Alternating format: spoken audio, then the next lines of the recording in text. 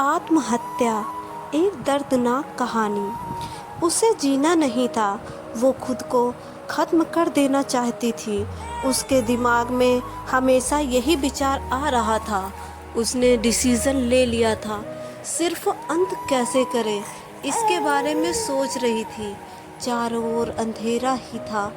अपने ही सोच में मग्न पूर्वी नीचे बैठकर बहुत वक्त तक ऐसे ही बैठे फर्श की तरफ एकटक देख रही थी। पति के धोखेबाजी से पूर्वी अंदर से टूट गई थी। उसके बोले हुए वह शब्द पूर्वी के दिल में घाव कर गए थे। इस बार पंकज ने तो हद पार कर दी थी। अब उसे जीने का कोई अर्थ नहीं बचा था। अब खुद को खत्म कर दूं, इसके सिवाय दूसरा विचार उसके मन में नहीं आ रहा था। दोनों बच्चे गहरी नींद में थे। एक नज़र उनकी तरफ देखा, उनके सिर पर प्यार से हाथ फेरा। आंखों में आंसुओं की धारा बहने लगी थी। उसने मन में एक दृढ़ निश्चय किया था। रात के 2 बजे थे। हर तरफ बहुत सन्नाटा था और वह धीरे से उठी और दूसरे रूम में गई। गले में फांसी का फंदा डालने ही वाली थी, तभी कुछ गिरने की आवाज़ आई। पूर्वी का 2 साल का बेटा जोर जोर से रोने लगा। उसी क्षण पूर्वी की 6 साल की बेटी चिल्लाने लगी, मम्मी, छोटू बेड के ऊपर से नीचे गिर गया, तुम कहाँ हो? देखो ना छोटू कितना रो रहा है। पूर्वी भागकर दूसरे रूम में आई और अपने बेटे को उठाकर अपनी गोद में ले लिया और अपने सीने से लगा लिया। बेटी रोते हुए बोली, मम्मी तुम कहाँ चली गई थी? मुझे बहुत डर लग रहा था। तुम हम दोनों को छोड़कर कहीं मत जाओ, मुझे अकेले में बहुत डर लगता है। पूर्वी अपने दोनों बच्चों को लेकर जोर से गले लगा लिया और रोने लगी। दोनों बच्चे उसके सीने से लिपटकर सो गए। रोते रोते पूर्वी को कब नींद आ गई उसे पता ही नहीं चला। काम वाली बाई गंगू की आवाज़ से पूर्वी की नींद टूटी। अरे मैडम, आपने बाहर का गेट खुला क्यों छोड़ दिया था? मैडम, क्या हुआ? अभी तक आप सोई हुई हो। तबीयत तो ठीक है ना? वो खुद को संभालते हुए बोली, हाँ, थोड़ी तबीयत ठीक नहीं है। घड़ी में वक्त देखती है तो 8:30 बजे थे। आज तुमने आने में इतनी देर क्यों कर दी?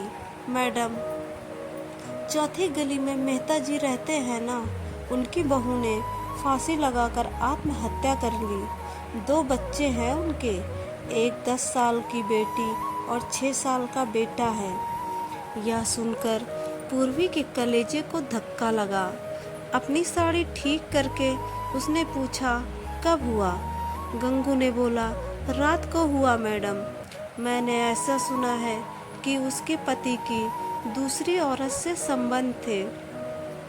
कमबख्त अभी तक नहीं आया। अचानक पूर्वी ने गुस्से में बोला, अच्छा किया वह आया नहीं, उसे क्या फ़र्क पड़ता है, अब वह थोड़ी न देखने आने वाला है। यह सुनकर गंगू पूर्वी के कान के पास आई और धीरे से बोली, मैडम, मैं अनपढ़ गंवार हूँ और घर घर में जाकर झाड़ू पोछा करके मेरा पेट भरती हूँ, और आप पढ़े लिखे हुए लोग हो। भले ही मैं आपसे उम्र में बड़ी हूँ, जीवन का अनुभव आपसे थोड़ा ज़्यादा है। आजकल साहब और आपके बीच जो चल रहा है वह ठीक नहीं है। मुंह बंद था, फिर भी मेरे कान खुले रहते थे। मैं एक औरत हूँ और औरत का दुख भी समझती हूँ, इसलिए मुझे आपको एक बात बतानी है। आत्महत्या या कोई भी समस्या का समाधान हो नहीं सकता। जिंदगी में उतार चढ़ाव तो होते ही रहते हैं। इसका मतलब ऐसा नहीं कि आप अपनी जान दे दो। मैडम जी, कभी कभी आदमी अपना रास्ता भटक जाता है, पर अंत में घूमकर अपने ही घर वापस आता है। और जब नहीं आए तो भी क्या फ़र्क पड़ता है? आप किसके लिए मरना चाहती हो? जो आपको प्यार नहीं करता, जिसको आपकी थोड़ी सी भी परवाह नहीं है, उसके लिए आप जी नहीं सकती हो। जो आपसे प्यार करते हैं, जिसको आपकी कदर हो, आपके माता पिता जो आपसे बहुत प्यार करते हैं, आपके बच्चे जिनको आपकी ज़रूरत है।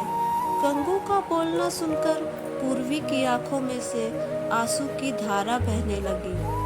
पूर्वी गंगू को गले लगाकर रोने लगी। गंगू पूर्वी को पीठ पर से हाथ फेरते हुए सोफे पर बैठाती है और बोलती है, बुरा न मानो तो एक बात बोलूं मैडम, खाली दिमाग शैतान का घर होता है। आप घर में बैठकर फालतू बातों को सोचते हो। मैं आपके घर में काम करने के बाद 9 से 3 इस वक्त स्कूल में झाड़ू लगाने जाती हूँ। वहाँ की प्रिंसिपल मैडम बहुत अच्छी है।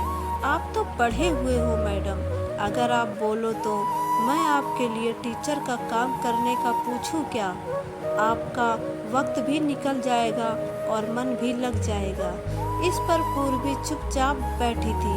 कोई भी जवाब न मिलने पर गंगू बोली, मैं आपके लिए चाय लेकर आती हूँ, और गंगू काम करने में लग जाती है।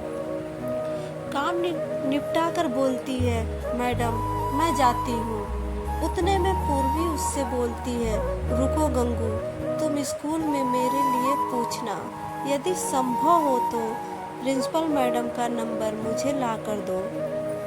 गंगू के चेहरे पर खुशी का भाव दिखा। गंगू पूर्वी के पास जाकर बैठी और धीरे से बोली, मैडम मैंने दूसरे रूम में बेड पर स्टूल रखा हुआ देखा। ऐसा आप कभी मत करना, यह आपका घर है। इसे बचाने को आपसे जो हो सके वह कीजिए। बिना लड़े आपने हार मान ली। गंगू पूर्वी के हाथ अपने हाथ में लेकर बोली, मैडम एक फिल्म में एक हीरो ने एक डायलॉग बोला था, लड़ाई लड़कर जीती जाती है, मर कर नहीं, क्योंकि मुर्दे कभी लड़ा नहीं करते।